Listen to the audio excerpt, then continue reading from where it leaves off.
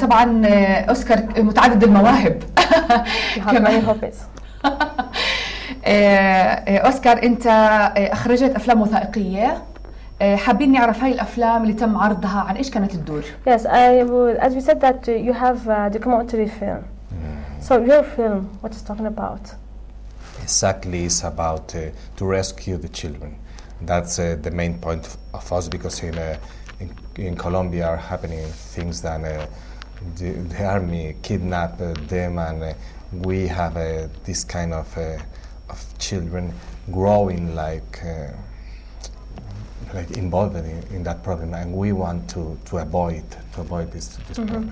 عم يحكي أهم فيلم عمله هو بكولومبيا، كان بيحكي ريسكيو ذا تشيلدرن، يعني إنقاذ الطفل. ليش؟ لأنه كان في فئة من الأطفال اختطفت عن طريق الجيش الكولومبي لحتى يربوهم ويعدوهم يكونوا جيش. بالضبط. نعم.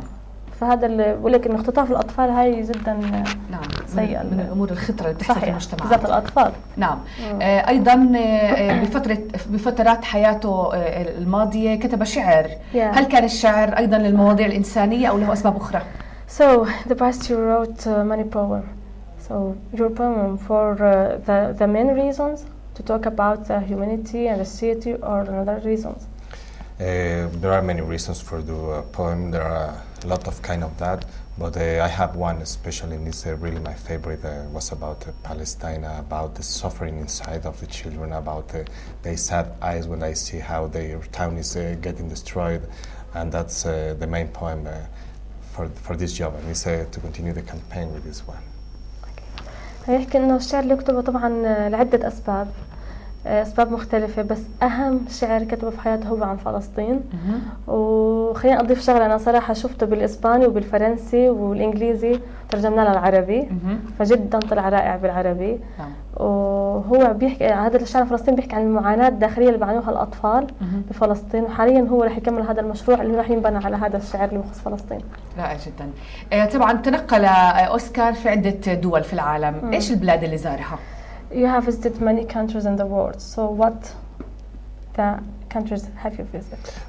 In case of job, Latin America, I did a very special job, very special works in that countries, and also in my country, in Spain. Yeah. I did a lot of that, and now it's my debut in this part of the world, in Palestine. زار عدة دول بأمريكا اللاتينية. كذا دولة، المكسيك، كولومبيا مثل ما كان قايل. وما بزور بس هيك، لا كمان بروح بعمل لعمل معين، لوظيفة معينة. يعني سبب السفر كان بهدف مش للزيارة أو مش للزيارة السياحة. نعم. وفلسطين بتكون بعد أمريكا اللاتينية. صحيح. نعم. احنا قرأت رنا في السي في تبع أوسكار، حكى عن نفسه أنه كانت تربيته صعبة. ليش حكى عن تربيته كانت صعبة؟ يعني أنا الحقيقة شفقت على أمه.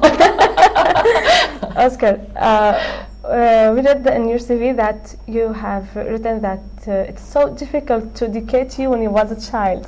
So why? Yeah, my mother told that, and she was crying because أنا كثير طاشة. حلوة منك أوسكار هاي. حلوة. نايس. In two schools, they told me, Mastalama Oscar Habibi, we cannot understand you anymore. وقت ما فهمنا كان شقي وصاحب طوش كثيرة، وبنفس الوقت كانت امه دائما تعيط، شو بدي اعمل فيه؟ وين بدي اروح فيه؟ ف 24 ساعة انه مع السلامة طير خلص بدناش اياك. My mother thought that I will be in the jail right now. اخر شيء شو قالت امه؟ قالت يعني بدي احطه في الحبس ومضطرة اكون معه بنفس الحبس، يعني ما فيش فيه. أعزائي المشاهدين، سننتقل إلى فاصل قصير ونعود لحوار اللطيف مع أوسكار. ابقوا معنا.